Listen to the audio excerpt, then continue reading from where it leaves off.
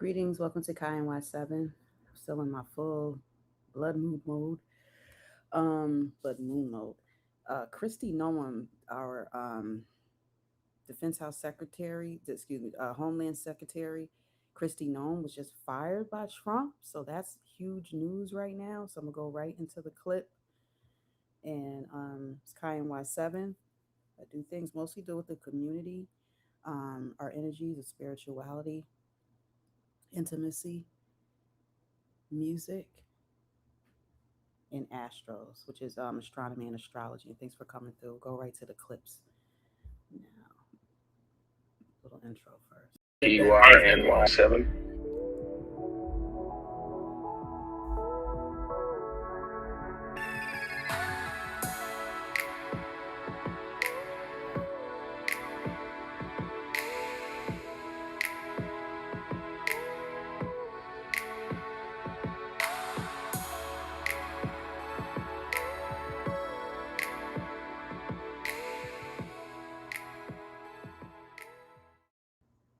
Good afternoon, everyone. I'm Kira Phillips. We're coming on the air because President Trump has just announced that Homeland Security Secretary Kristi Noem is out of a job. This follows reports that the president was frustrated by her recent testimony on Capitol Hill. Noem under fire from both parties over her job performance and her handling of the immigration crackdown, and that includes her response to the deadly shooting by federal agents of two American citizens, Renee Good and Alex Preddy. Just moments ago, the president saying he's naming Oklahoma Senator Markwayne Mullin to become the next Secretary of Homeland Security. Let's get straight to our chief White House correspondent, Mary Bruce. Mary, what do we know? Well, Kira, the president just announcing this in a social media post that Markwayne Mullin is going to become the new Secretary of the Department of Homeland Security as of the end of this month. And the president, who, as you note, we know had grown increasingly frustrated with Secretary Noem this following several days of her testimony up on the Hill, the president posting the current secretary, Kristi Noem, who has served us well and has had numerous and spectacular results, especially on the border, will be moving to be special envoy for the Shield of the Americas, our new security initiative in the Western Hemisphere. It also comes, of course, as you note, that she received a lot of backlash after her response to the killings of two American citizens, Renee Good and Alex Preddy, in Minneapolis. She, of course, was very quick to come out and label them domestic terrorists. She falsely said that Preddy was brandishing a gun. It created quite a controversy for the administration. Then, of course, the president moved in Tom Homan, his border czar, to take over the situation in Minneapolis. But Kira, the big picture here, it is important to remember that this is now the first major firing that we have seen in the president's second term. To fire Kristi Noem, move her away from being the DHS secretary to this new post at the end of this month. Unlike in his first term, where there was quite a bit of turnover in the cabinet, she is now the first cabinet secretary to be let go by President Trump. Let's bring in our Chief Justice correspondent, Pierre Thomas. Pierre, as we get this news now, let's just talk about how DHS changed under Kristi Noem's leadership. And it didn't take long for her to receive a lot of heat from critics once she did take that position. Indeed, Kira. And there was a key moment this week at that Senate hearing. This over $200 million ad campaign came up, and Senator Kennedy, a Republican, was pressing her on why was the funding as high as it was. He expressed deep concern that it was too much money, and he asked the secretary about it, and she claimed that the president was engaged in this. Now, we just saw from our own reporting from Rachel Scott and others that the president is now claiming that that is not true. And again, this ad campaign stars Kristi Noem, and basically the messages to undocumented people, leave now or be deported. And again, $200 million, and you could see these ads during football games, during the NFL, college football playoffs, the NBA, all types of major ad buys for this particular campaign, and that appears to have played a key role. To your first question, the bottom line is under Kristi Noem, there were some positives for the administration in terms of the border being shut down, but the way that the internal campaign to remove people from this country was executed is apparently played a big role in this as well. As Mary said, Tom Homan taking over after the situation in Minneapolis spiraled out of control. And let's take it straight now to senior political correspondent Rachel Scott. I know you're en route to the Hill. You've been talking to your sources, Rachel. What's the word from lawmakers after? Greetings, welcome to Kai and Y7. This is exclusive too because it's just been mentioned. She is switching positions, but it's coming in now that Kristi Noem, who was the head of the defense for Homeland Security, has been fired. So there's a difference between being promoted, demoted. Somebody in chat says she was promoted. No, that's not what's going on. And if you've been paying attention, I've been watching the Senate meetings. She's been accused of having inappropriate contact with staff in front of other staff members. You got to pay attention to these meetings because a lot of them are coming to us in different ways where they're breaking it down really quick and direct the same way I do it. So y'all got to just pay attention to what's been going on in between before this decision. Please hit like, or there's plenty of channels probably talking about this soon. I'm jumping on it fast. I'm Kai and Y7. There's an open chat room. You consider to subscribe for other type of content. Here just mentioned, of course, the testimony where apparently the president was not happy with how the former secretary performed during testimony. Yeah, well, Kira, I'm told by multiple sources that President Trump was on the phone calling Republicans, calling allies, asking whether or not he should fire Secretary Kristi Noem. He was pointing out that he was clearly unhappy with that answer that she gave Senator Kennedy during these heated briefings and hearings on Capitol Hill just yesterday. I'm also told that there has been a lot of frustration with how Noem has handled several instances, not just this particular one on the Hill testifying before Congress, but also just a few days ago, it was her decision, along with one of her top advisors, Corey Lewandowski, to ultimately pause and put a hold on TSA PreCheck due to the government shutdown. I'm told by multiple sources that then White House officials had to intervene then to correct that.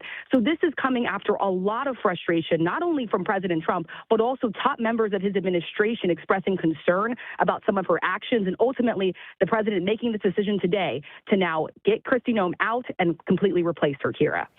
And Rachel, let's talk more about the senator from Oklahoma, Markwayne Mullin, who now will replace former Secretary Kristi Noem there overseeing DHS. What more do we know about him, and your thoughts on why you think the president made this choice? In these final hours leading up to this decision, Kira, I'm told that I was told that President Trump was working the phone, speaking to Republicans on Capitol Hill, and this is something that the president does, right? He likes to get on the phone with Republicans and allies, and he asks them questions. So one of the things he was asking them is who exactly do they think should serve in this role? Clearly, the president is concerned about one thing, a confirmation battle ahead. Senator Markwayne Mullin is respected up on Capitol Hill by Republican allies. He's someone that many Republicans, including top administration officials, believe could ultimately get through a Senate confirmation battle. Obviously, Republicans do have majority in the Senate right now. On top of that, Senator Mullin is also a firebrand. He is known for having some of these explosive exchanges, even on hearings on Capitol Hill. He is a fierce defender of the president as well. And top administration officials do believe he's someone that will be able to work more closely with the administration and more in line with the administration as compared to some of these recent incidents with Secretary Noem.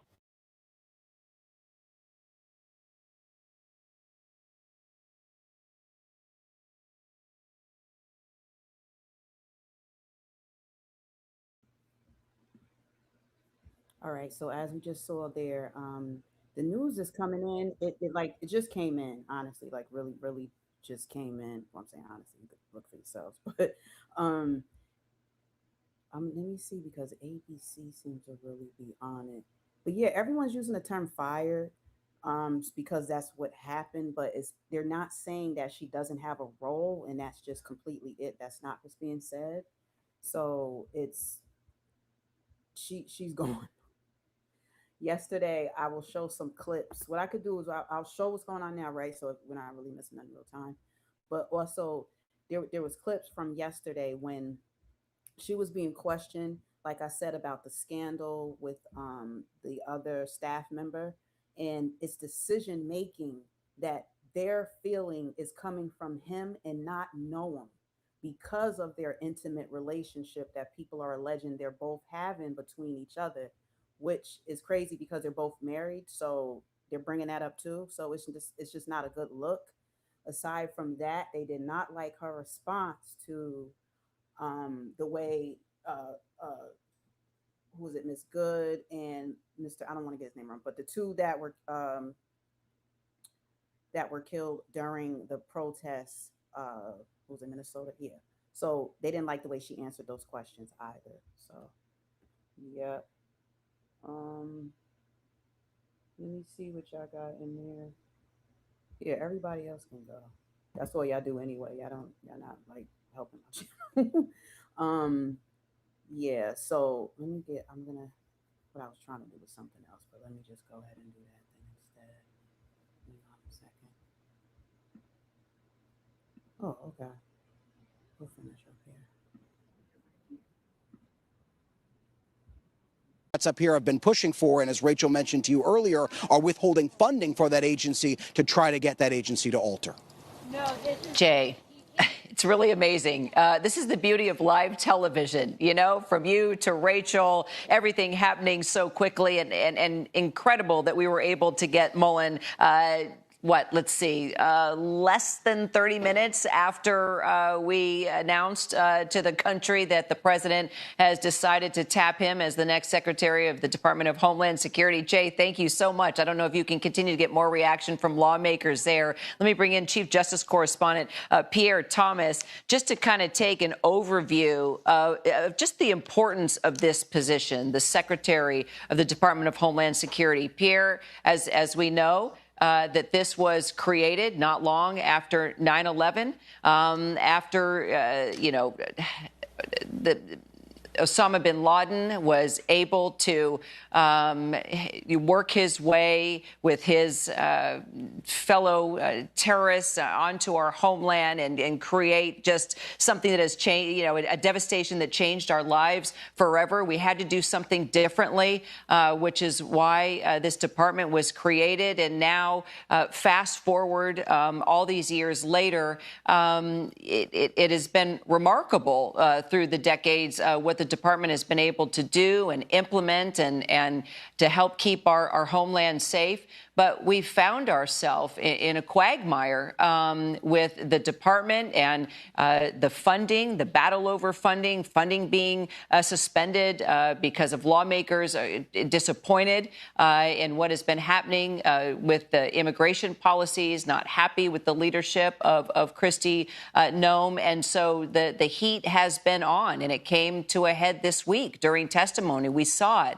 But I think we should step back and just put into perspective, especially right now, being at war with Iran, and there are threats already on the homeland and concerns among the Iranian people that are here in the United States about what could happen moving forward. This is an extremely important position. It's an important department when you look at everything that is under the Department of Homeland Security. So this is a big move. Kira, make no mistake, the Department of Homeland Security and the Homeland Security Secretary is one of the most important jobs in all of the federal government. They oversee how the airports are secured. Every time you get on a plane, they oversee the protection of the President of the United States. They oversee the Secret Service. They are responsible for developing the strategies to deal with the border, to deal with the immigration. It also is an agency that, along with the FBI and the Department of Justice, the Attorney General, is really tasked with protecting the country in the most meaningful ways that we can think of. So this job, make no mistake, is incredibly important. And it comes at a time, this transition, where the country faces enormous challenges. There's the war with Iran and concern that Iran might have proxies or sleeper cells or sympathizers or just people who are unstable who might act out. We saw what just took place in Texas just a few days ago, where a suspect had an Iranian flag on his T-shirt. They're still trying to figure out exactly what role that played in his thinking, but clearly that was in that person's mind with the clothing that he was wearing. So there are a number of key things that Homeland Security must be in control of. And I also am struck by the fact that the cabinet secretaries will probably be taking note that when they have these appearances on Capitol Hill, there's an audience of one that they need to be very concerned about in terms of their performance. Yes, and that leads me to our Selena Wang, who covers the White House for us as well. Let's talk about the fact that this is the first cabinet secretary to be fired in Trump's second time in the White House. We remember the first 4 years of the Trump administration. It was a revolving door with advisors and secretaries and generals. I mean, there was so much upheaval. And there was talk that this time around he was picking allies. He was picking people he was close to. He was creating a cabinet that the cabinet that he wanted. So just put into perspective what this says about someone that he hand selected, that he has had a very good relationship with, and he's now fired her. Yeah, Kira, I mean, you know all too well just how high that turnover. All right, so it's courtesy of ABC News Live. I'm Kyan Y7. If you're here and you're taking up some space, feel free to just open chat room, but hit the like button. Consider subscribing. I have decent stuff on this channel. It's not very political, but sometimes when it's breaking news, sometimes I'll jump on it. This is breaking that Noem has been fired by Trump. She does have a different position that she will be switching over to. At least that was offered to her. Right now, I want to switch over to part of the Senate meeting that they had, or Congress, yesterday. I want to show some of that because this is part of why I think that Trump made this decision, because so much has been coming down on Noem that I think it was something that was brewing, and this really just took the cake. So what I'm going to show is Kristi Noem confronted about her affair with Corey Lewandowski. Lewandowski. So hang on a second. Your tenure as Director of Department of Homeland Security, have you had sexual relations with Corey Lewandowski? Mr. Chairman, I am shocked that we're going down and peddling tabloid garbage in this committee today. Reclaiming and my ma'am, time. one thing that I would tell you is that he is a special government employee who works for the White House. There are thousands of them in the federal government. So reclaiming and my is an time, advisor Secretary, it is and has okay for no, you to be no offended authority by to the be question. making any It is decisions. okay for you to has be no offended authority by the to question. Be making But it is decisions also and a putting up real a position. question. So what I would say And to you should be able to is answer that the what we do at the question Department of Homeland Security clearly every single and without day, any hesitation. every single day is to protect If this someone country is and asking to make if decisions. you or any federal official is sleeping with their subordinate, that should be the easiest. You should be wanting to answer that question. Is garbage? Because it is not about It is your sex offensive life. that you have brought It is that up. about your So judgment. that kind of garbage It is has about been refuted reclaiming for my years, time so and that you I need can to hear myself. recognize- Time belongs to the gentlelady from California, but it'd be nice if you would let her respond. I will. I want to let you know it is about your judgment and decision-making. It is about the 260,000 employees that work under you that want to make sure that you are giving information and making decisions clearly. It is about conflict of interest. It is about a national security risk. Department of Homeland Security was created right after 9/11 to protect the homeland. And DHS has circulated an internal bulletin to law enforcement partners warning that the conflict of the war we're in could inspire lone actors or small-scale cyber activity inside the United States, according to a memo obtained by ABC News. So American lives are at risk. The people who work for you are at risk. And they want to know that the person at the top, you, are making decisions clearly, without any sort of cloudiness.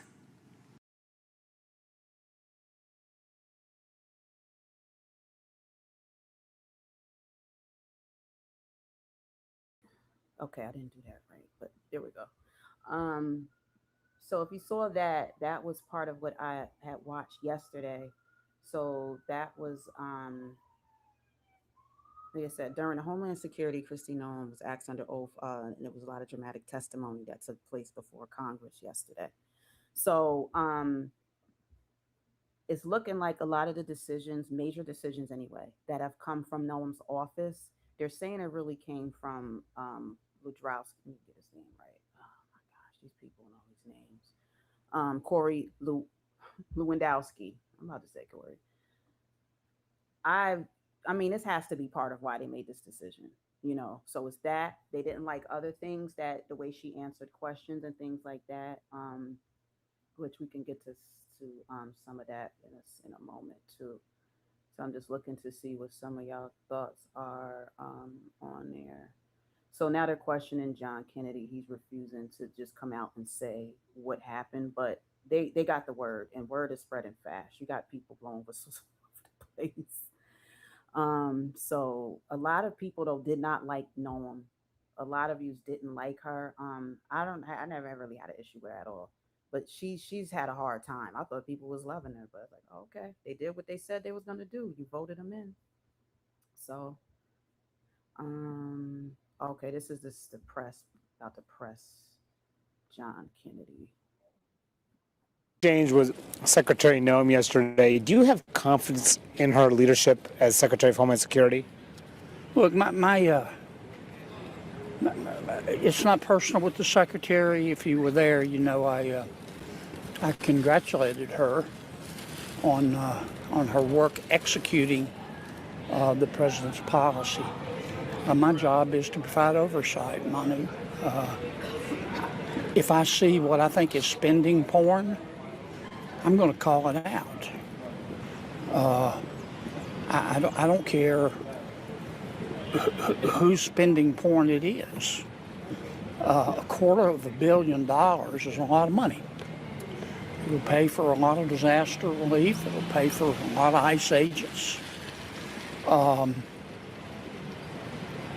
I asked the secretary about it. She told me that these contracts were bid out. My information is otherwise. I'm not saying she's wrong or right. I'm just telling you what my information is. Later in the hearing, she admitted to another senator that they were not bid out. They use subcontractors. Sometimes you use subcontractors to hide where the money's going. One of the major companies has no website, has no headquarters that I can tell, and was formed 11 days before they received the contract. Am I saying there's something untoward here? No, I don't have the information to say that. I'm saying it is my job to ask those questions. And the second thing that got and I noticed that the secretary basically said, if you're unhappy, take it up with President Trump. He approved all of this and implied in great detail. The impression I got was that he knew the amount, he knew the tenor and tone of the ads. I'm not going to, I don't talk about my conversations with the president, and I'm not going to start now. You know the president. I would encourage you to ask him next time you see him. But do you have confidence in her, I'm not Secretary? going to answer that. That's not my decision. But you voted to confirm her. That's not my decision. If the president, that's up to the president. My job is to point out things that I think are detracting from our agenda, the president's agenda. I'm responsible for everything I say. If I make a mistake, I'm going to either own the words or say I made a mistake. I'm not going to blame it on the president. I'm not going to blame it on Stephen Miller. I'm not going to say the devil made me do it. I'm going to own up to it. And I don't we all saw the videos of the killings in Minneapolis. You can draw your own conclusions. And I trust the American people to make up their own minds. But the secretary said what she said about them being part of domestic terrorism, as I recall. And she got, predictably, a lot of blowback. And then she said, big as Dallas, well, I don't say anything unless the president okays it and Stephen Miller okays it. Well, I'm not going to get between a dog and a fire hydrant, but if if I'm Mr. Miller and others, maybe even the president, for whom I don't speak, I'm going to go, no, wait a minute. I didn't say that. You said that. And you just add all of this up and the other turmoil, and it's been stuck in my craw. And I want to be a team player, and I want to secure the border, and I want to enforce our immigration laws. But I'm tired of trying to explain behavior that is inexplicable to me. Well, if you had a chance to vote for her again, would you? I'm not going to answer that, Manu. You can try 1,000 times, mate. Lots of luck to you. Okay? All right, fair enough. All right, Thanks see for you your later, time. guys. See ya.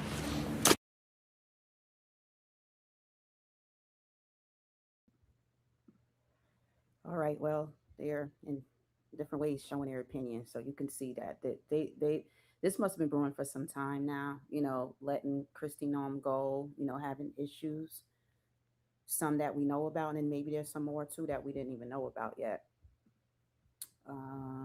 What's it looking like on there? 11 likes, 100 I came through as usual. Okay, like slow.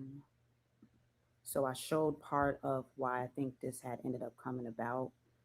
The other thing was just the way she answered some of the questions from prior on. Hakeem Jeffries just held a briefing after Trump's announcement of Kristi Noem out as DHS. Okay,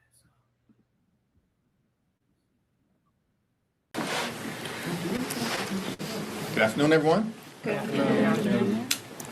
Fundamentally, politics is about the... Actually, before we go into that, let me see. Thanks for taking the time to do the poll. Over 142 votes. I asked the question, do you agree with Trump's decision to relieve Noem? Wow, 71% of y'all said yes. Only 29% of y'all said no. Okay, so most of y'all agreed. Y'all with it. Y'all all on board. Y'all don't like Noem. Y'all said go. Bye, girl. management of public money. How do the people who are entrusted with serving in the House, in the Senate, and within an administration prioritize the expenditure of taxpayer dollars? And our view as Democrats is that taxpayer dollars should be used to make life more affordable for the American people. In an environment where the cost of living is way too high, which is why Democrats are going to continue to focus on driving down the high cost of living, fixing our broken healthcare system, and making sure that people in this country who work hard and play by the rules aren't simply surviving, but they can thrive. Because far too many people in this country are struggling to live paycheck to paycheck. One of the challenges that we have in this country is that Republicans have decided to manage the public's money recklessly. Taxpayer dollars should be used to make your life more affordable. Instead, Republicans have decided to actually use it to enact massive tax breaks for their billionaire donors. That's what the one big ugly bill was all about. Republicans have decided to use taxpayer dollars to create a $75 billion slush fund to unleash mass and poorly trained, out-of-control ICE agents on American communities, brutalizing and in some cases killing American citizens and violently targeting law-abiding immigrant families. That's how Republicans have chosen to use the taxpayer dollars of the American people to manage public money. And now, of course, we've seen Republicans, led by Donald Trump, plunging America into another endless conflict in the Middle East, spending billions of dollars to bomb Iran. But they can't find a dime to make it more affordable for the American people to go see a doctor when they need one. Can't find a dime to make it easier for Americans who are working hard to purchase their first home. And they can't find a dime to lower the grocery bills of the American people. And instead, of course, the reckless Trump tariffs have increased costs on everyday Americans by thousands of dollars per year. Democrats are committed. This is the fundamental fight at this moment to making sure that we jealously guard the resources of the American people and we use it to make life better for everyday Americans, not actually make things worse, which is what Donald Trump and the Republicans have done. Questions? Mr. Leader. Hi, Kristi Noem has just... Thank you. You served with Markwayne Mullin in the House of Representatives. He's been in the Senate for a couple of years now. He is somebody who's tight with the president. Is this an upgrade, in your opinion? Well, let's cross that bridge when we get to it, and we'll see what he has to say when and if there. What was your impression of serving with him in the House? Did you ever have any? I don't have any comment right now on what's to come. Let's focus on what's taking place right now. Kristi Noem is gone. Good riddance. She was a disaster, and House Democrats made something very clear several weeks ago. We said either Kristi Noem is fired or she's going to be impeached. Does that change the ICE conversation? And Kristi Noem has been fired, consistent with what we have demanded on behalf of the American people. But let me also make clear, a change in personnel is not sufficient. We need a change in policy.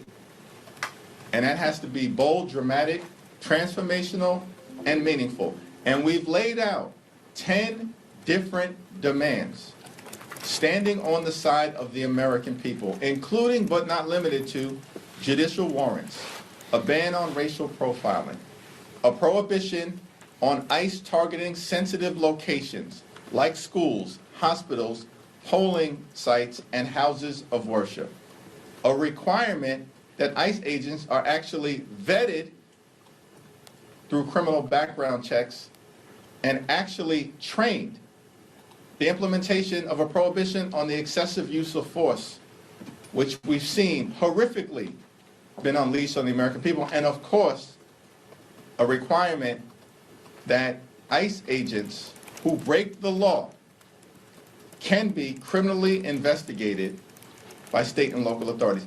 These are the type of policy changes that are going to be necessary to move us forward to ensure that ICE actually conducts itself like every other law enforcement agency in the country. That's our fundamental demand. Every other law enforcement agency in the country. So, of course, this change in personnel is welcome. Kristi Noem is a disgrace. And we made clear what was going to happen. One way or the other. Could happen the easy way or the hard way. He's chosen the easy way. But now we still have work that needs to be done in terms of the policy changes. Thank you, Mr. Leader. Congressman Tony Gonzalez said yesterday on a podcast that he did have an affair with a late staffer who later died by suicide. At this point, would you support expulsion for Congressman Gonzalez now that he's admitted that? He's violated the laws. If an expulsion resolution were presented before the House of Representatives, I would, of course, support it. Would House Democrats investigate Kristi Noem as an ex-cabinet secretary? We haven't had that conversation yet. But what we do know, as was gloriously exposed by Congressman Joe Neguse, she's a living, breathing article of impeachment in terms of the abuse of power and the corruption that Kristi Noem has engaged in. And we need to make sure that every single taxpayer dollar is accounted for, that she was allowed to brazenly abuse, if not personally benefit from. And so there will be continuing efforts led by Benny Thompson and Robert Garcia and Jamie Raskin and members of those committees to make sure that we are looking out for the appropriate expenditure of taxpayer dollars. And wherever that leads, it leads. Thank you, Mr. Leader. After votes today, you all will go on a week-long recess. Can you provide any visibility to the American people about where the negotiation stands? Republicans and the White House continue to say that they've moved on some of the demands that you have made. However, right now it just seems to be debate between you say that they haven't moved enough, they say we're moving in their direction. What can you say to the American people over the next week or so, what they can expect while you all are out? Well, it's unfortunate that the Trump administration and Republicans have decided that they would rather shut down FEMA, shut down the Coast Guard, and shut down TSA than dramatically reform ICE and get ICE under control, which is what the American people want to see happen. And this is a step in the direction of acknowledging that things at the Department of Homeland Security were broken. They had a corrupt political hack who was running DHS. Shame on every Republican senator. All right, y'all. Yeah, I appreciate you coming through. Somebody said they leaving. Somebody getting on their nerves in the chat. I just say, express yourself, but all I ask is just be respectful. You don't got to name call. You don't got to do all this other stuff. Y'all be all over the place, just like y'all be in and out of everybody comment section. So if I see anything or if I need to see it, y'all feel free to bring it to my attention. I make that clear. I don't do nothing like that for no numbers. I don't play those games. So somebody's like really being disgusting in here. So this is Hakeem Jeffries, of course. He's like, bye to Kristi Noem. So there's multiple reasons it seems like she's been let go. So this news just broke less than an hour ago. So I came on probably within the first 20 minutes or of it even breaking. So we'll see what goes on from here. I'm going to let him finish out, and then I was just going to check and see who else may have tapped in that we may be interested in hearing from. Who put her in that position when they knew she was unqualified.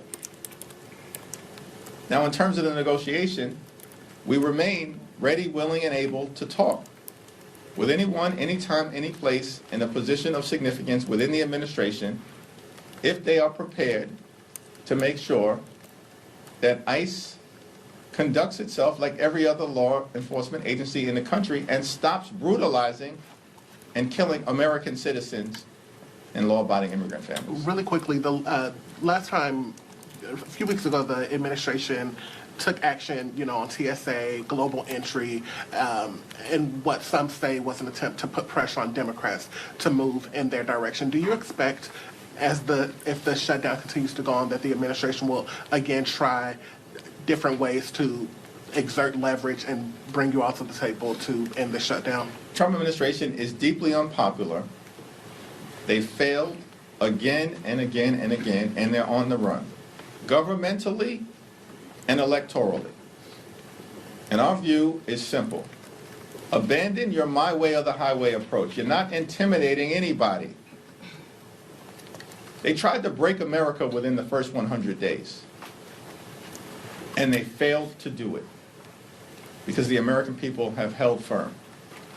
And as Democrats in the Congress, we got to continue to forcefully push back. We'll do that in the courts, and we certainly will do that in communities all across the nation. And we're winning the hearts and minds of the American people. We just saw that again in Texas and in Arkansas. And we'll continue to see that all the way through November. Any normal administration would dramatically change course. But these extremists, continue to try to hang on to whatever mandate they claim that they had in the aftermath of the general election, even though the American people view them as a complete and total failure.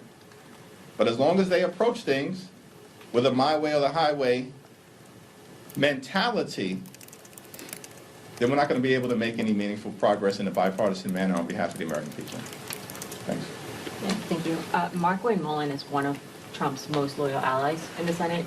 Do you think, how can you work with someone like him as you're still doing negotiations on DHS funding? And further, what do you want to see from the next DHS secretary to be able to work with them? But what we have to do right now is deal with what's in front of us, which is DHS has been shut down by Republicans because of their refusal to actually agree to a set of bold and meaningful but common sense demands that are designed to get ICE under control.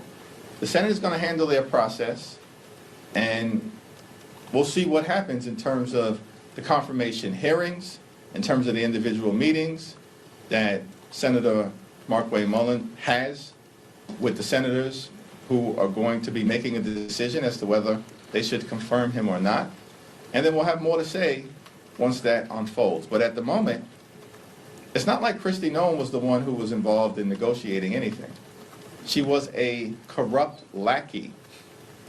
So we were dealing with the White House before, and we're going to continue to deal with the White House at this point in terms of whether there's going to be movement or not. I will tell you that Pam Bondi, she's got to go, and Stephen Miller has got to go. And we're going to approach those two toxic individuals with the same intensity that has now led to the termination of Kristi Noem. You're saying with Mullen that he has to get confirmed. Can't he just work on an acting capacity, and that would mean that you have to work with him in the meantime? No. Thank you. Obviously, there are 2 votes this afternoon on the War Powers resolution.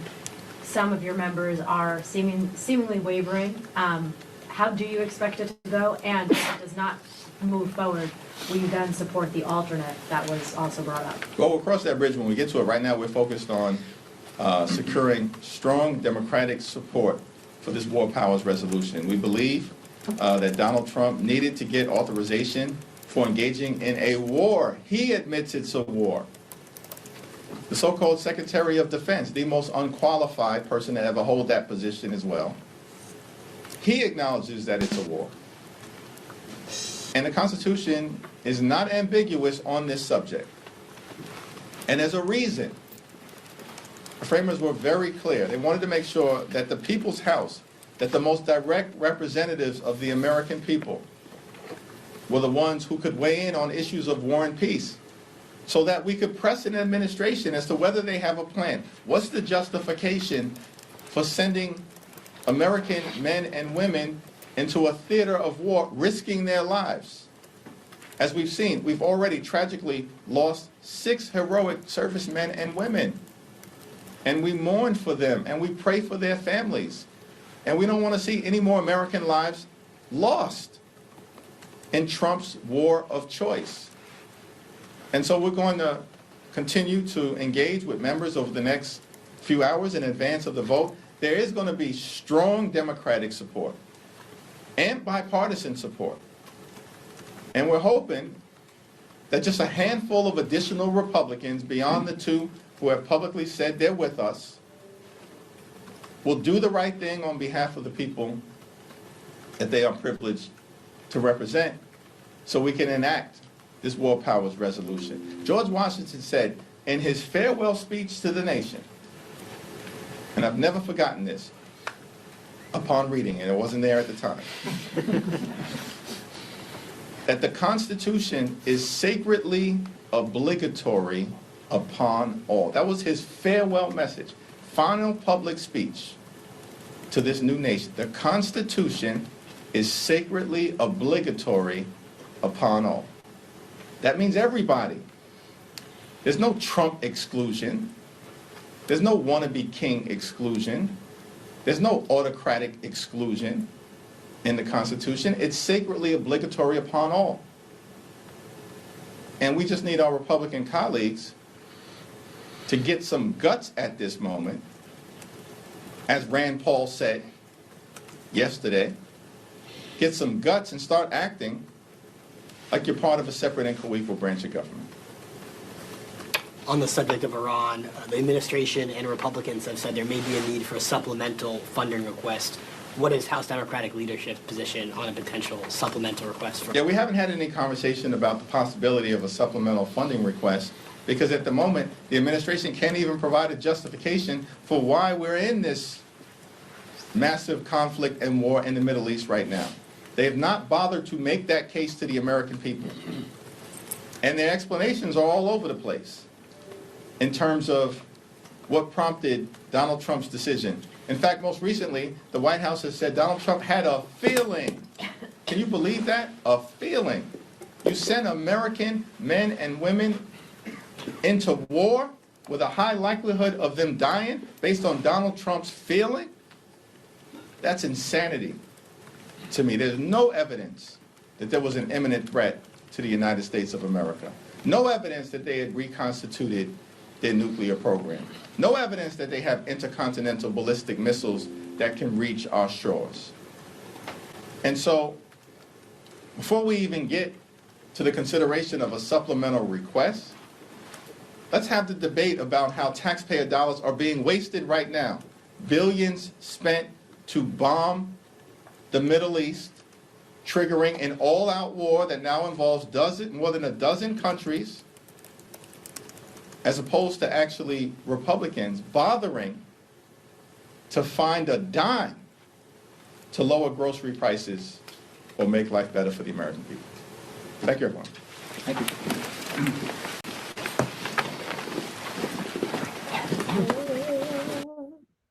You heard it from Hakeem Jeffries.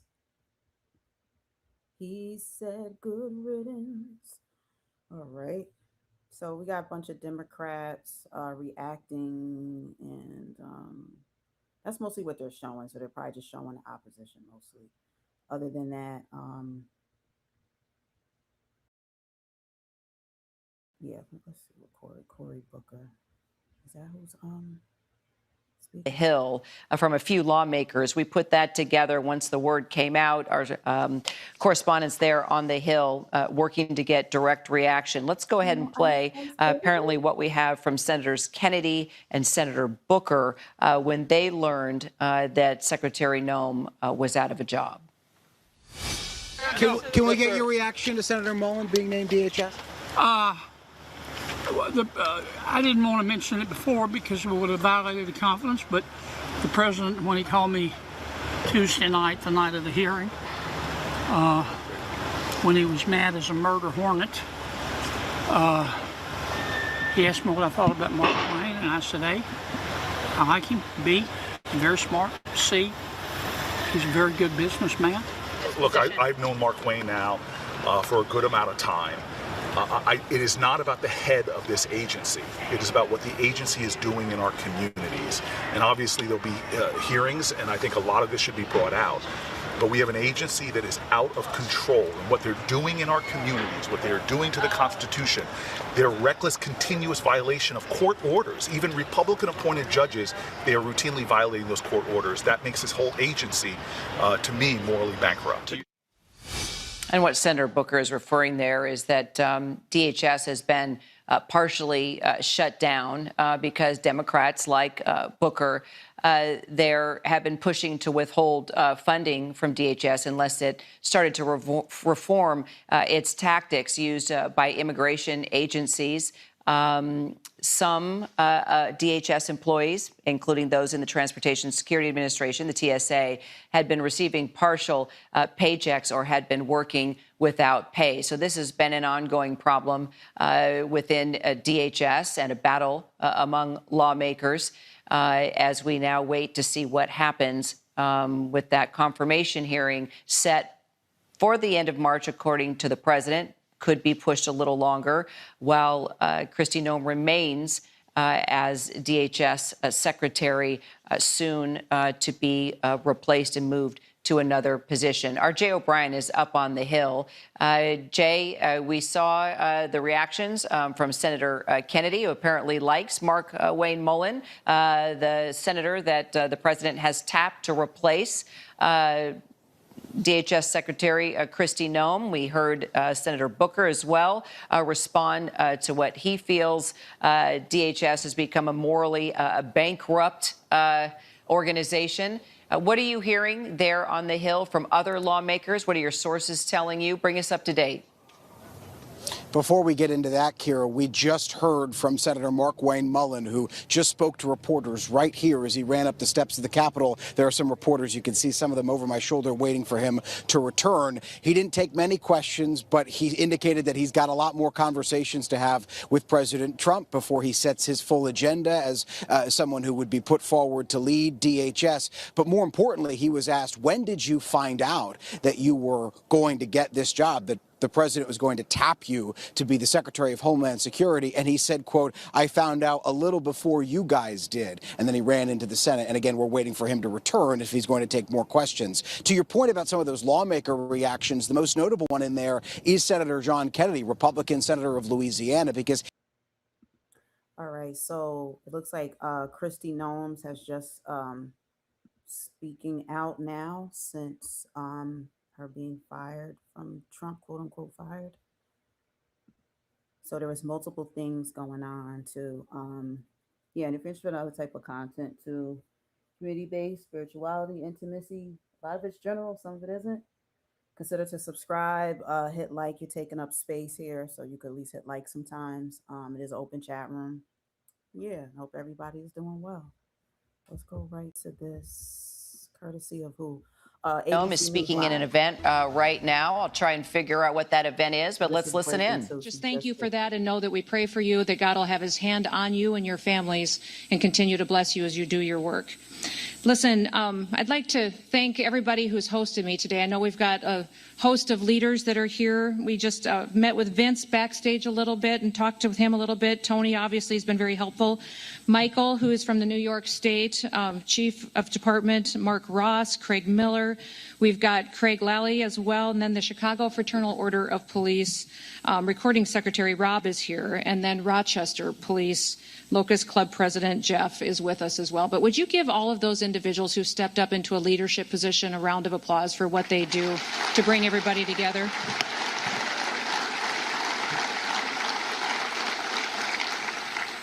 Now, in his State of the Union address just last week, President Trump reminded us of what it is every American's duty to do, and that is to serve the American people. That's what the government is to do, those elected officials and those that step up into public service, is to fulfill our duty to protect American citizens, that they should come first under our Constitution and our laws, and they should be prioritized, and especially over other people who are from other countries. The Constitution demands that we treat our citizens that way, and the men and women who serve at the Department of Homeland Security, they understand the importance of that, and we also understand the importance of all of our law enforcement officers and what they do across the country to keep people safe.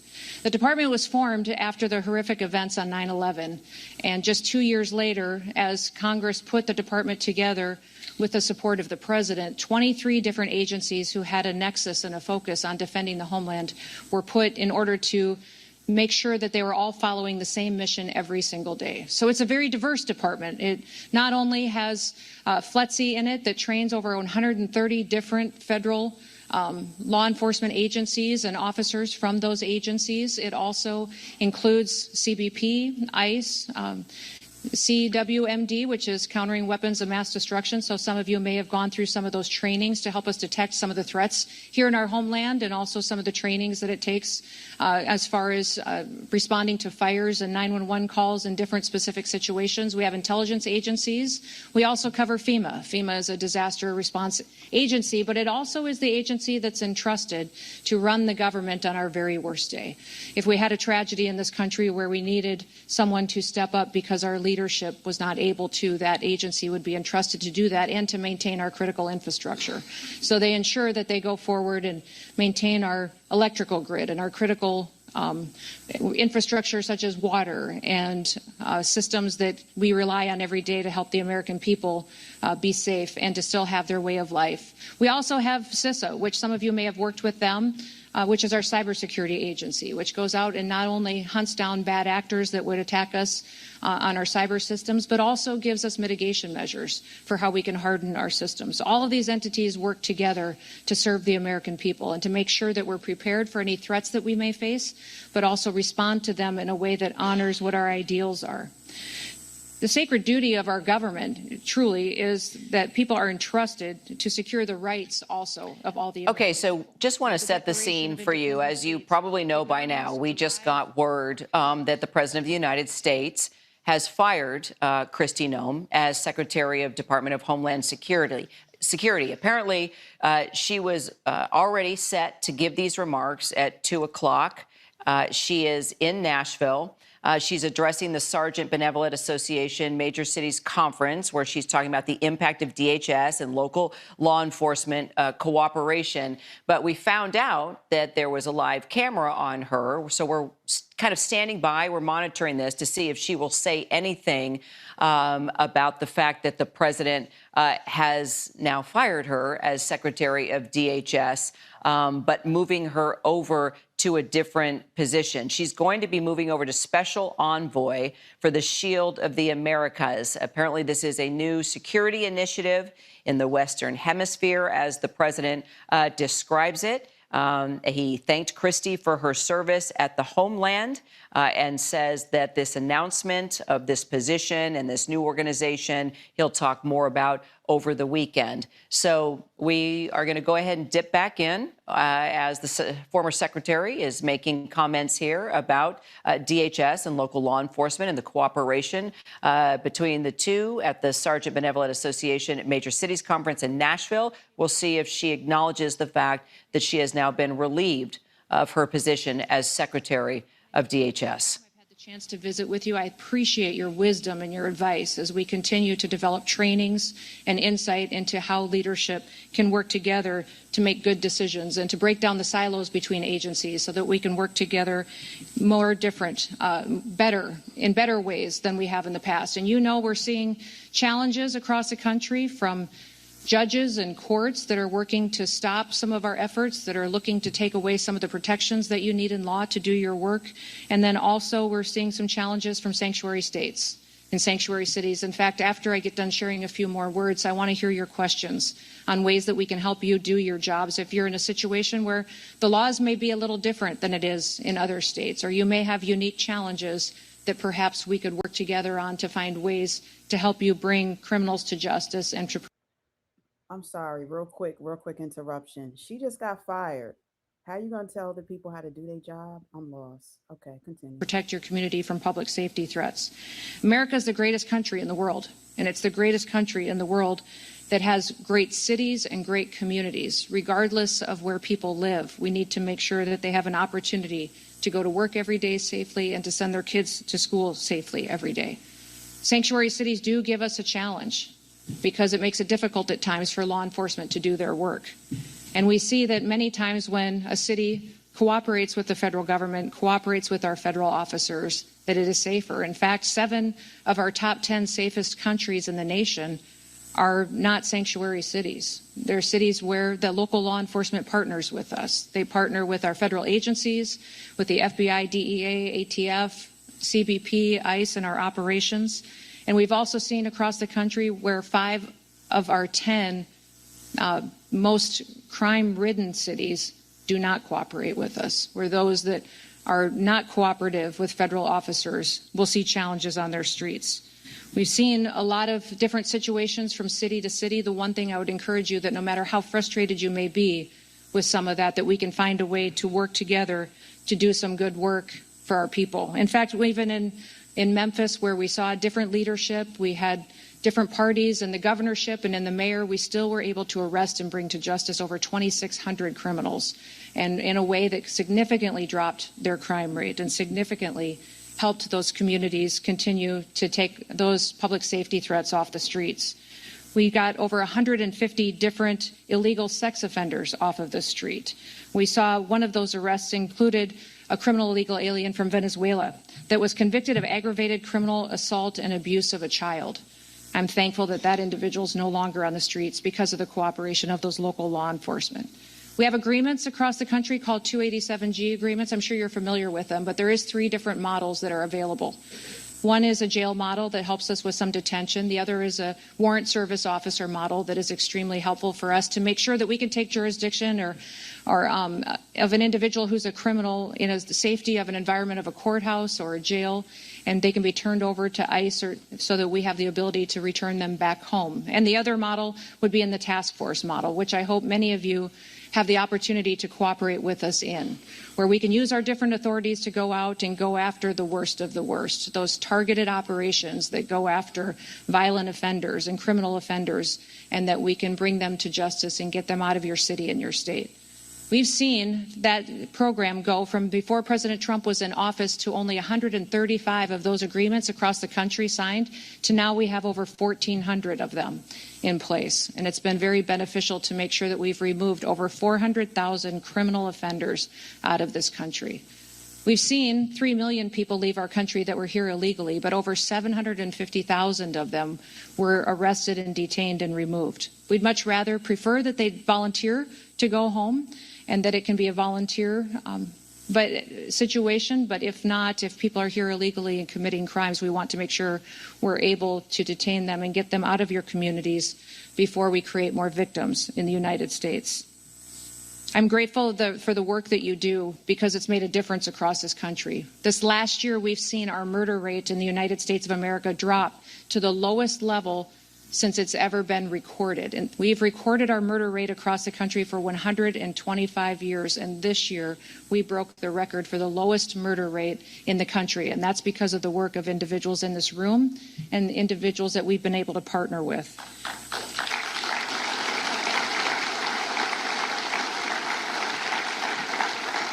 We've also taken 1.7 billion lethal doses of drugs off our streets and stopped them from coming into the United States. That means 1.7 billion people will still be with us because of the work that our agencies and our work has done.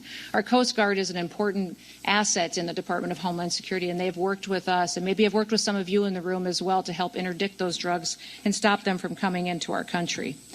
You know, President Trump has been working hard to make sure that he's delivering on what he promised the American people, and that's to make America safe again. In doing so, we have gone out and found over 1,500 known and suspected terrorists. That All were right, let so into this country. we're following this live event of former DHS Secretary Kristi Noem because we're really not quite sure what's going on here. We know that the President of the United States came out and said that she is out of a job and that he is announcing that the Senator of Oklahoma, Markwayne Mullin, will become the next Secretary of Homeland Security. Clearly, he's got to go through a confirmation process. The president said in his tweet that that should be happening March 31st, 2026. But we're watching this live event. It was scheduled to start at 2, but then the news came out that he was firing the DHS secretary.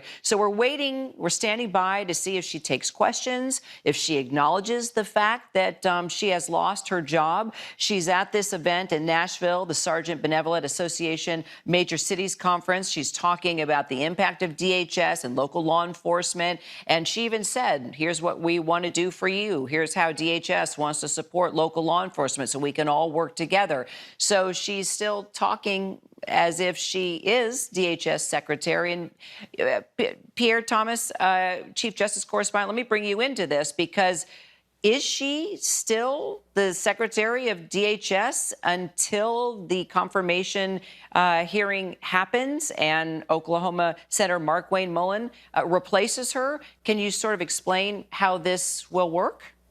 Precisely. The Truth Social post appears to suggest that she is still the current Homeland Security Secretary, pending the senator being put in the job should he be confirmed. So there's a reference to the notion that she will be Homeland Security Secretary through the end of this month. So that means that you have this period of time where she's the Homeland Security Secretary, a bit of a lame duck, if you will. Lots of critical things going on, lots of critical decisions to be made. But it sounds like the White House and a number of other people will be very much heavily involved in the day-to-day while this transition takes place, because clearly the president was not comfortable or happy with the way she had been performing, hence the move. You know, you think of, okay, she's taking questions now, Pierre. Let's listen in. I've always wanted to ask her this. You sure can. Secretary. Yes, sir. Yes. Oh, thank you. Given our current state of Chicago, we have no comment about the sensitivity of law enforcement. More of a targeted response. The person, a lot of the big things in the street forcing. A lot of people, they just go after, for lack of a better term, commodity. It kind of like they've been there 30 years, they're not causing trouble as opposed to criminals. Right. I think that needs to be the focus, is more that needs to happen. Yep. Yeah, no, I think that's great advice. I don't know if you guys heard that question, but he talked about targeted enforcement. And Rob was saying how it's much more effective in a lot of, especially these sanctuary cities, where we can work on targeting those individuals who have a criminal history besides their legal status. that may be in violation of their visa or work permit, but that we work on those and make sure we're going out and doing that with the local law enforcement as much as we possibly can. And that is something that we are going to continue to do and make sure that we're focusing and prioritizing those individuals and make sure that we're addressing the public safety threats there. Thank you. Yes, sir. Tax-free pension for retirees, law enforcement. That'd be a good place. Okay, let me visit with him about it. That'd be great. Well, we're talking about doing some other tax benefits for other, so that may be something we could wrap into that conversation. Great idea. Perfect. Yes, sir. Good afternoon, Madam Secretary. My name is Chris Callaghan. I'm the Vice President of San Francisco Police Officers Association. First of all, I just want to say thank you for recognizing major cities and all of our police unions here across the nation. It means a great deal for you to be here today, so thank you for that. My question, local officers have increasingly been on the front lines of Homeland Security, yet we are still funded and staffed like a city responsibility, not a national one. How will DHS ensure local agencies aren't carrying federal priorities on local budgets and with local staffing? So you maybe have some challenges in San Francisco just because of your state laws and local laws that may, although you've got a mayor that works with us very well. That's great. He probably doesn't want me to talk about it a lot, actually, but he has been cooperative and we have great conversations and talk quite often. And many times in doing law enforcement in your city, if the federal task force is coming in, you know, it's more preferable for the FBI to lead and the Department of Homeland Security to come in supportive roles, which is what we've done, and that works very well in your city. Thank you for your focus there, too. I think the city is seeing some dramatic improvements under this leadership. When you talk about funding, we have tied a lot of our funding that we have for enforcement this year and prioritized over $1.5 billion towards 287G agreements. So we've reimbursed departments that have an agreement or a county or a sheriff with funding them on overtime or on benefits, some of the other things that we can do. We've also, on the jail model, obviously reimbursed per beds. If you don't have the opportunity to participate in 287G, I think your best options for funding alternatives would be through some grants that we have at the department. We have specific grants towards terrorism grants that you can do some security grants. And there's hazard mitigation grants that are in Homeland Security safety grants through FEMA that would be available. So maybe what I'll do is I will forward those grant opportunities to all of you so that you can share them with your departments and have that opportunity. We also have some grants specifically targeted towards special operations. So if you've got some special operations that fit into that category, we could get you some funding that way. Okay. Thank you, ma'am. Absolutely. Yes, sir. Yes. Hi, Craig.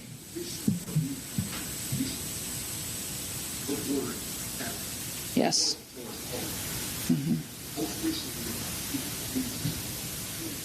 One police officer and one sergeant called Border Patrol for assistance, and then after that happened, he tried to fire them for asking Border Patrol to come assist them. Oh, shoot. Most recently, they just suspended both officers for 30 days without pay. The Border Patrol? No, Detroit those police. officers in Detroit. Yeah, Detroit Okay. police. So the one incident was the female of the house called because the husband was trying to break into the house. When the officers got there, he had a bad passport and a bad Social Security card. So they called Border Patrol for assistance. They ended up taking him to jail because they had a warrant outside the city of Detroit. Yes. The second one was a traffic stop. The fingerprint reader wasn't working, so they called for them to bring theirs over there, and the person had a warrant also. So both We're officers going to continue to follow this live event with former Secretary of the DHS, Kristi Noem. And we say former because if you've been watching our breaking news coverage, the President of the United States did put out on Truth Social just prior to her beginning her comments here in Nashville to all the police unions represented at this conference in Nashville, where she's talking about DHS and law enforcement and local cooperation. The president made the announcement that he was relieving her of duties and replacing her if confirmed, which apparently that is going to take place at the end of March. All right, so you just heard it right there, too, for yourselves. She was let go. She was fired, demoted, however you want to word it. This channel don't lie, so don't come in here with y'all nonsense saying that's not what happened. It is what happened. You heard it from President Donald Trump's mouth himself. She is already being transferred to another position. He's offered her another position. The point is this: she was top dog right here. She's been relieved. I showed a woman, I have to get her name, a woman on the Senate floor, Congress yesterday that went in on her for having inappropriate relations with Wadowski, Corey. And also, I showed a clip from, it was also recent. What did I show y'all? I showed, what did she do? They just didn't like how that went down, with the protests and the lives that were lost. And there's a lot of people very dissatisfied with the way she answered those questions of Minnesota. So the other thing too that I didn't mention, I caught up on that also, was that she had very expensive campaign ad, and they said it cost millions of dollars. It was all over different sports media sites and all kind of stuff. And there's a lot of backlash and pushback from that. So I want to show a flashback of that too. So I think it was a combination of things, you all. So I appreciate you guys. Mostly I was respectful in the chat. Over 300 of y'all. So very small fraction y'all hit like. You could hit like. I still do a lot of breaking news here first. I'll be one of the first people to jump on sometimes. But I mostly talk about things to do with the community. If you're into Astros, which is astronomy and astrology, I just put out a video in the wee hours earlier. You can check that out, and I have different things on here to check out. So feel free and consider to subscribe, and hope to see you back. A different subject, and that is the waste of resources at your agency, the continued allegations of favoritism and contracting, and let me in particular focus on the $220 million ad campaign, many of which feature you very prominently. An ad campaign that is more expensive than the whole budget for one fight after another or any Hollywood blockbuster film. So let me ask you, you said that the president approved this vast expenditure on a media campaign that largely profiles you. How do you know that? Did he approve it to you personally? This media campaign was critical in telling the world and this country that we are enforcing the laws in the United States of America. That if you're in your country illegally, then you should leave now, or if you want the chance to come back to the United States someday in the future. If you don't, you will be detained and will be removed and never get the chance to come back.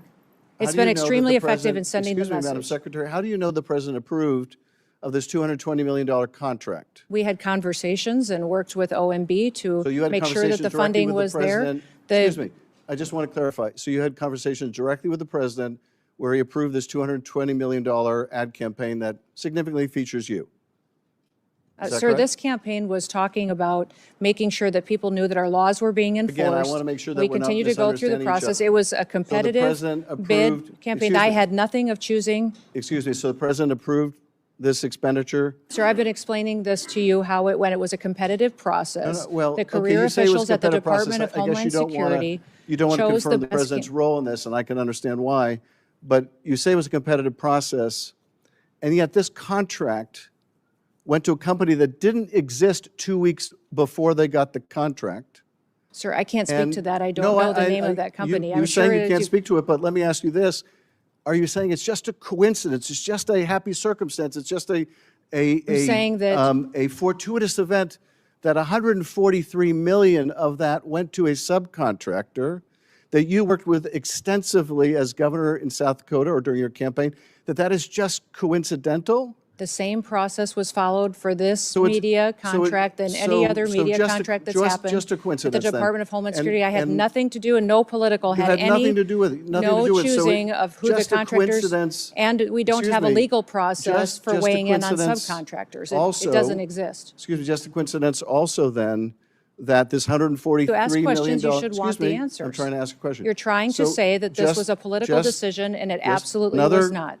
I'm just asking you. So it's just a coincidence that a $143 million subcontract went to the husband of your press person, also someone that Corey Lewandowski, one of your special government employees, worked with extensively. So that was all a coincidence, right? Because you had no knowledge of this, no Media involvement, company that and none of gets the the people around you contract, had any involvement. the ability to so choose the taxpayers should just subcontractors. We assume this don't is weigh a in coincidence. on who subcontractors are. There's not a legal process for us to determine what subcontractors are a part of a contract So can that you goes out can for a you competitive state, bid. Can you state And for only the record, career employees at excuse me, DHS were in on the can you choosing of state those for the media record contracts. then that neither you nor Mr. Lewandowski nor your press secretary, married to the husband of the person who got this $143 million We were not a part of the Can you state for the decision-making. record that none of you that I've just described had any role, played any part, made any communication with any government agency that was involved in deciding who would get that contract? To the best of my knowledge, none of us were involved in deciding who got those contracts Not for in the media deciding, but campaign. were any of you involved in advocating, communicating, or expressing a Not to preference my knowledge, in any Senator, way not to with my the government? knowledge, Excuse Senator. me. Let me just finish the question. Were any of you involved in any way in communicating, expressing a preference in any form, manner, verbal, written, with any government agency that was involved in the contracting The process? same process was followed for that contract that is You're for not all answering media my question. contracts that have gone forward. To my knowledge, or no? there was no involvement whatsoever of anybody that is on the political appointee side. What's up? Oh, you ain't at work? Got fired yesterday. For real? I thought you had a day off yesterday. I did. I went in there to pick up my check, came home. Supervisor called me about 4 o'clock. Talking about they got me on videotape stealing boxes. What the fuck you doing stealing boxes for? What, you trying to build a clubhouse? Man, I know you ain't go out like that. Hell no. They ain't got me on tape. She said they did. Fired me on the spot. Talking about pressing charges. God damn. You got to be a stupid motherfucker to get fired on your day off. I had to, y'all. I started thinking about the classic, The First Friday. Classics right there. But yeah, so that's it for Kristi Noem. She has been let go, relieved of her duties. Um, President Trump has offered another position, which she seems to be transferring over to, but everything is still fresh and new. But there we go. And yeah, so I showed that there was a lot of backlash she received because of the campaigning, how it was done, and they said, she would pop up during this football games, and the ad would come up saying, "Get out of here if you're not legal," or something. They felt it was money overspent and aggressive. The other thing, mostly that I knew of, was just the violence and the lack of training with ICE. There's been a lot of complaining about that too. So, I saw that myself, and a lot of us have seen that in the media. So that was another issue. Um, and then lastly, her possible extramarital affairs with Corey Lewandowski. They're both married individuals, and they're saying on reliable sources that it has gotten back to the media that they're not hiding their relationship around staff. So they're doing things in front of them too. And this has been getting back to Trump. So it seems like he's just had enough. He said he's tired of it all. So, it's layers of things, layers of reasons why she was let go, from what we could see here. Yeah, girl, they let you go, girl.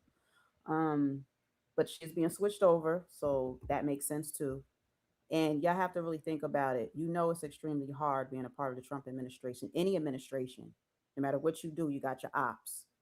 And then you got people that may backstab you in your own party, right?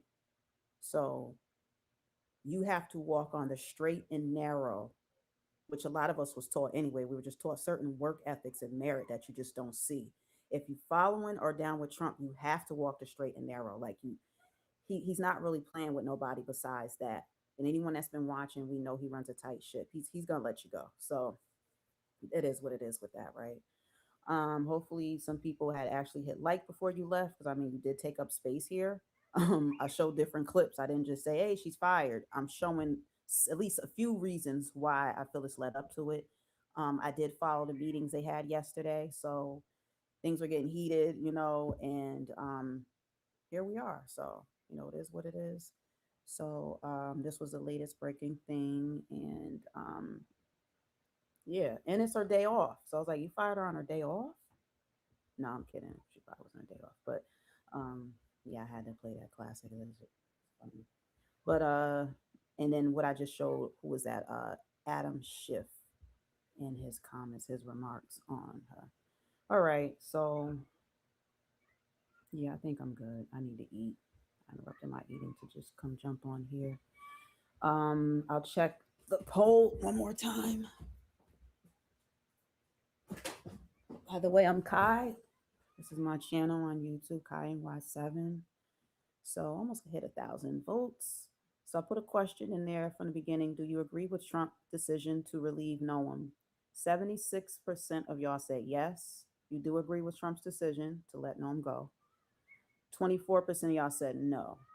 Yeah, it's strange to me. I don't agree with it. I don't really. It's like you can only expect so much out of people.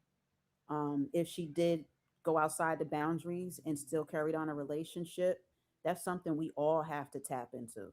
You know, we've all had jobs, I would think, or you belong to somebody, right? And then some people have work relationships. I'm not saying it's right, but who are employers to tell you who you shouldn't date?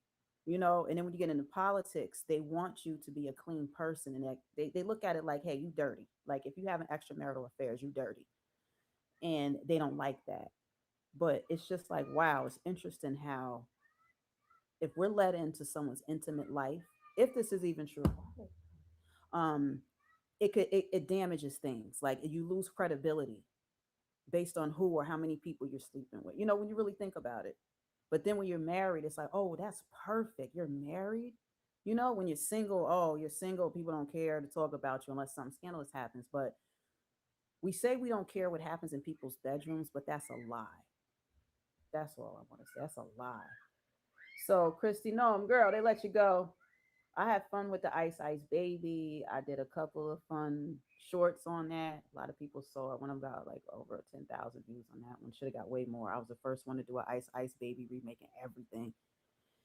And I had Holman's mouth, lips moving to it, Dr. Phil's and all that. So if you haven't checked it out already, check it out. You'll enjoy it. I think you'll enjoy it, right? All right. So she's let go, and yeah, thanks for your participation. Again, consider to subscribe, um, hit like. Sometimes you come through, it's appreciated. Share your thoughts. Um, Before I go, I talk about things that have to do with the energies that we share or disconnect from.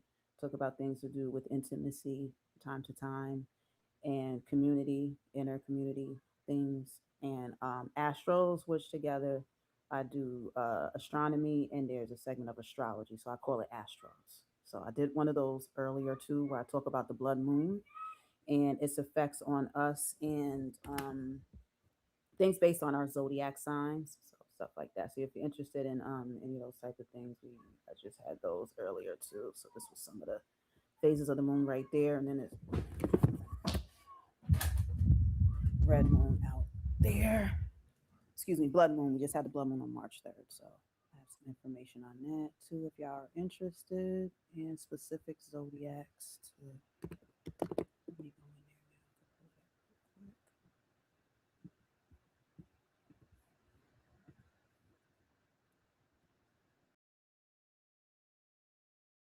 There we go. I'm an amateur astronomer myself. I'm someone that independently studies astronomy. All right. So Virgo, Pisces, and Libra, y'all are really in focus right now with this moon. And I do go into all the other zodiacs too, where, just want to cover some of the bases with that too. So yeah, if anything like that you're interested in, general topics or concentrated topics, I pretty much hit them all. I do have a membership new now that I just got open over the weekend, which I will have certain exclusive content there. I just added an interview that I did with the mayor and chief of police too of upstate New York, and some other things in there too. So thanks for coming through. Thanks for sharing and being respectful. It's really appreciated because I know it could be tough out there. So thanks.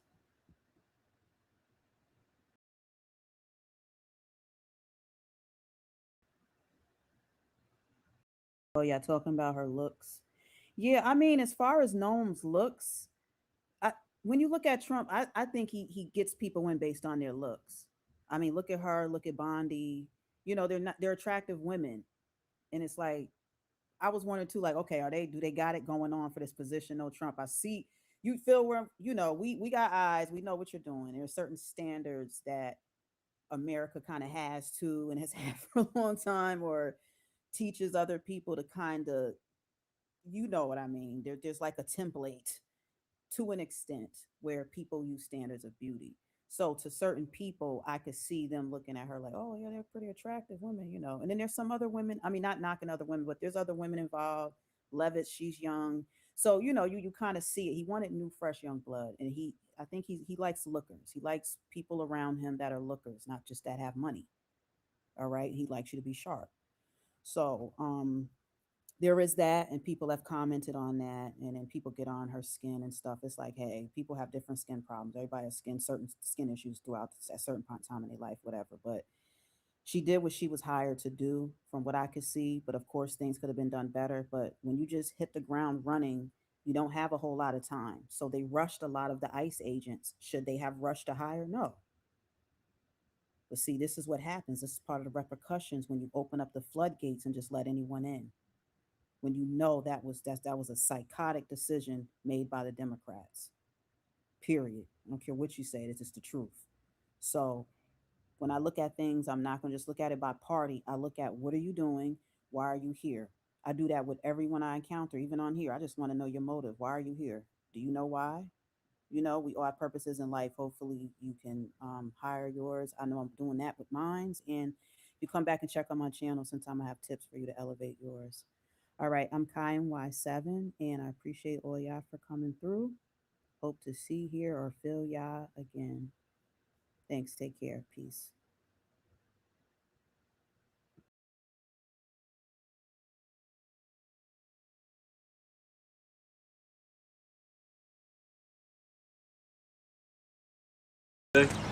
For real? I thought you had a day off yesterday.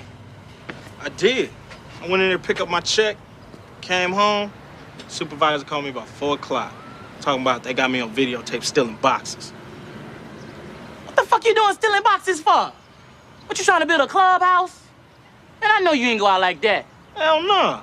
They ain't got me on tape. She said they did. Fired me on the spot. Talking about pressing charges. God damn. You got to be a stupid motherfucker to get fired on your day off.